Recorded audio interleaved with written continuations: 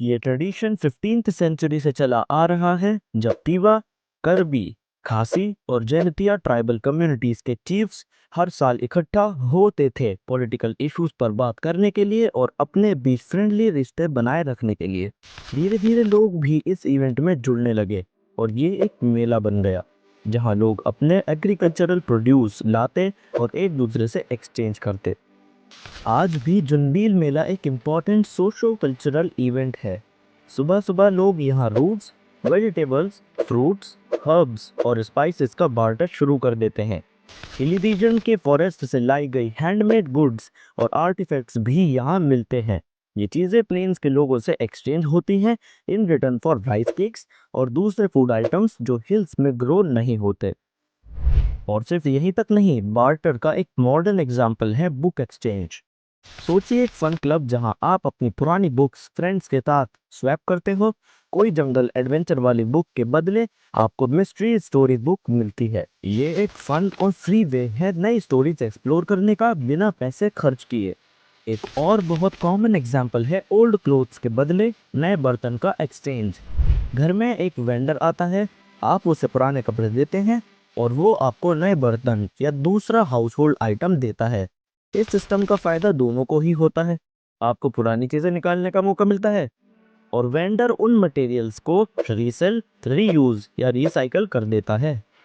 Basic functions of money. दोस्तों कहते हैं ना, necessity is the mother of invention. जरूरत ही आविष्कार की माँ होती है। जब लोगों के बीच एक्सचेंज होने वाली चीजें बढ़ गई और उनके बीच का डिस्टेंस भी ज्यादा हो गया, तो सबको समझ आया कि बार्टर सिस्टम अब काफी नहीं है। अलग अलग सामान का लेन देन मुश्किल हो गया था, इसलिए जरूरत थी एक कॉमन मीडियम ऑफ एक्सचेंज की। तब आई मनी। जब लोग इसे गुड्स और सर्विसेज खरीदने में यूज करने लगे, तो मनी बन गई एक एक्सेप्टेड मेथड ऑफ पेमेंट। जैसा कि हमने फार्मर की कहानी में देखा था, जब उसने गेहूं का एक्सचेंज किया तो उसे ज्यादा देर तक स्टोर नहीं कर पाया क्योंकि वो सड़ सकता था या चूहे खा सकते थे। लेकिन अगर वो गेहूं के बदले मनी का यूज करता तो उसे स्टोर करके फ्यूचर में किसी भी टाइम यूज कर सकता था। इस वजह से मनी को कहा जाता है स्टोर ऑफ वैल्यू, एक ऐसी वैल्यू जो फ्यूचर में भी काम आए।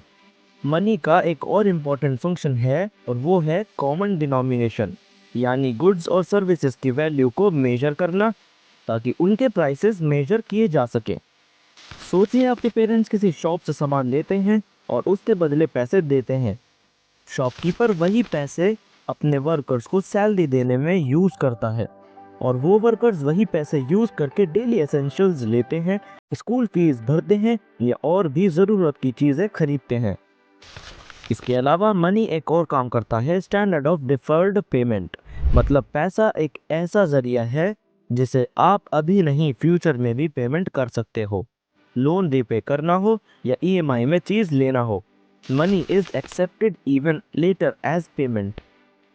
कॉइनेज। चैप्टर की टाइमलाइन को देखो। सबसे पहले था बार्टर सिस्टम, जहां लोग सामान का डायरेक्ट एक्सचेंज करते थे। फिर आए काउरी शेल्स, जिसे लोग अर्ली मनी के रूप में यूज करते थे। उसके बाद शुरू हुई कॉइनेज, यानी सिक्कों का जमाना। Coins made from iron, silver, gold और कॉपर। टाइमलाइन के हिसाब से अराउंड 1000 BCE से 600 BCE के बीच ये मेटल कॉइन्स यूज होने लगे। ये कॉइन्स बनाए जाते थे रूलर्स के द्वारा, जिसे कहते हैं मिंटिंग, यानी कॉइन्स बनाने की प्रक्रिया जो किसी भी नेशन की करेंसी प्रोडक्शन का पार्ट होती है। हर किंगडम का अपना कॉइन होता था और उस समय मिंटिंग और कॉइन इशू करना सिर्फ रूलर्स का काम था। धीरे धीरे जब एक रूलर पावरफुल बन गया तो उसके कॉइन्स दूसरे राज्यों में भी एक्सेप्ट होने लगे। इससे ट्रेडिंग अक्रॉस किंगडम्स और रीजन्स इजी हो गई। कॉइन्स को बनाया जाता था प्रीशियस मेटल से, जैसे गोल्ड, सिल्वर, कॉपर और कभी कभी उनके एलॉय से भी।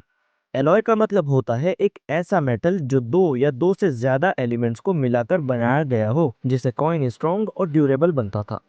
इन कॉइन्स को कहा जाता था करशपनाज या पानाज और इन पर सिंबल्स पंच किए जाते थे जिसे कहते थे रूपाज। आज भी हम रुपया शब्द यूज करते हैं जो इसी रूपा और पाना से ही निकला है। दोस्तों क्या आपको पता है कि जो वर्ड पाना प्राचीन कॉइन्स के लिए यूज होता था, उसका यूज आज भी कुछ लैंग्वेजेस में होता है। जैसे तमिल, तेलुगु और मलयालम में इसे पानम कहते हैं, जबकि कन्नड़ में इसे हाना कहा जाता है। आज जो कॉइन्स हम यूज करते हैं वो सिर्फ सिल्वर या कॉपर से नहीं बल्कि उनके अलॉय से बनते हैं। ये अलॉयज में होता है आयरन और सही प्रोपोर्शन में क्रोमियम, सिलिकॉन, कार्बन जैसे मटेरियल्स। इनके बारे में आप साइंस क्लास में और डिटेल में पढ़ेंगे। प्राचीन समय में कॉइन्स के दो साइड्स होते थे। एक होता था हेड जिसे ऑफवर्ड्स कहते हैं और दूसरा होता था टेल जिस यानी रिवर्स। दोनों साइड्स पर अलग अलग सिंबल्स या मोटिव्स एंग्रेव किए जाते थे, जैसे नेचर से जुड़े इमेजेस, एनिमल्स, ट्रीज या फिर देवताओं और राजा महाराजाओं की छवि। जैसे चालुक्य किंग्स के कॉइन्स में एक साइड पर वराह अवतार ऑफ विष्णु बना होता था और दूसरी साइड पर three tired royal parasol. Image में आप चालुक्य और चोला डायनेस्टीज के कुछ कॉइन्स देख सकते हो। चोला कॉइन पर टाइगर का एम्बलम बना हुआ है। अगला पॉइंट है फिगर 11.12, जहां रोमन गोल्ड कॉइन्स पदुकोत्ताई तमिलनाडु के एक्सकेवेशन में मिले। इन कॉइन्स पर रोमन किंग्स के हेड बने हैं। ये डिस्कवरी प्रूफ है कि भारत का सामुद्रिक व्यापार, मरीन टाइम ट्रेड दुनिया के साथ था और स्कॉलर्स कहते हैं कि ये ट्रेड इंडिया के फेवर में था। एक और इंटरेस्टिंग बात, एक आना 1/16 ऑफ रुपी होता था। 1947 में एक आने में आप 12 बनानास ले सकते थे। फिगर 11.13 में पुराने कॉइन्स दिखाए गए हैं, जैसे आधा आना 1942, चवन्नी 1918, एक आना 1943, एक पैसा 1945। आज हम अलग अलग साइजेस के कॉइन्स यूज करते हैं, जिसमें हिंदी और इंग्लिश दोनों में वैल्यू लिखी होती है। कुछ कॉइन्स स्पेशल इवेंट्स को मार्क करने के लिए भी बनाए जाते हैं, जैसे फिगर 11.14 में 2021 का कॉइन जिसमें इंडिया @75 लिखा है, जो 75 ईयर्स ऑफ इंडिपेंडेंस को रिप्रेजेंट करता है। एक और इम्पोर्टेंट पॉइंट है रुपी साइन का। गवर्नमेंट ऑफ इंडिया ने इसे 2010 में अडॉप्ट किया था। इसका डिजाइन किया था उदय कुमार ने, जो IIT बॉम्बे से हैं।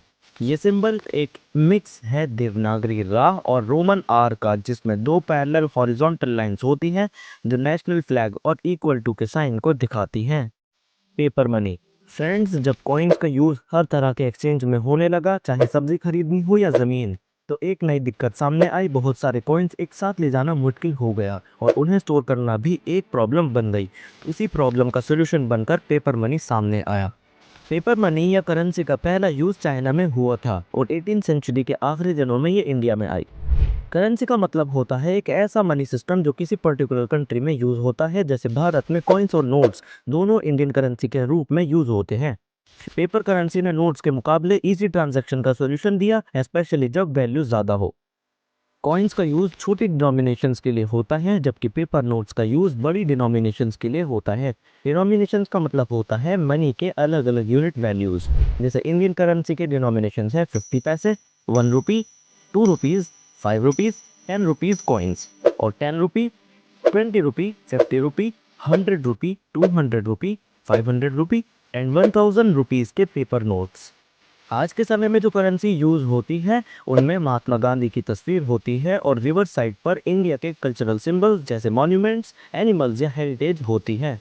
ये नोट्स विजुअली इम्पेयर्ड पर्सन्स के लिए भी स्पेशल डिजाइन किए जाते हैं, जिससे वो उनके सरफेस को फील करके डिनोमिनेशन समझ सकें। चैप्टर के पहले पार्ट में हमने पढ़ा था कि पुराने समय में कॉइन्स रूलर्स इशू करते थे, लेकिन आज के टाइम में इंडिया में सिर्फ RBI, reserve bank of India he currency issue करने का अधिकार रखती है। RBI एक सेंट्रल अथॉरिटी है जो करेंसी कंट्रोल करती है और RBI के अलावा किसी और को करेंसी इशू करना कानूनी तौर पर अलाउड नहीं है। आज के लिए बस इतना ही। अगर आपको ये वीडियो पसंद आई हो तो लाइक करना मत भूलना और इसे अपने दोस्तों और रिलेटिव्स के साथ ज़रूर शेयर करें। ऐसे ही और इंटरेस्टिंग वीडियो के लिए हमारे चैनल मैट्रिक्स मोशन को सब्सक्राइब कर लीजिए। बेल आइकन को दबाकर ऑल पर सेट कर दीजिएगा, जिससे कि हमारी नई वीडियो सबसे पहले आपके पास ही नोटिफाई हो। तो जुड़े रहिए हमारे साथ। तब तक keep learning and keep growing. Good bye, take care.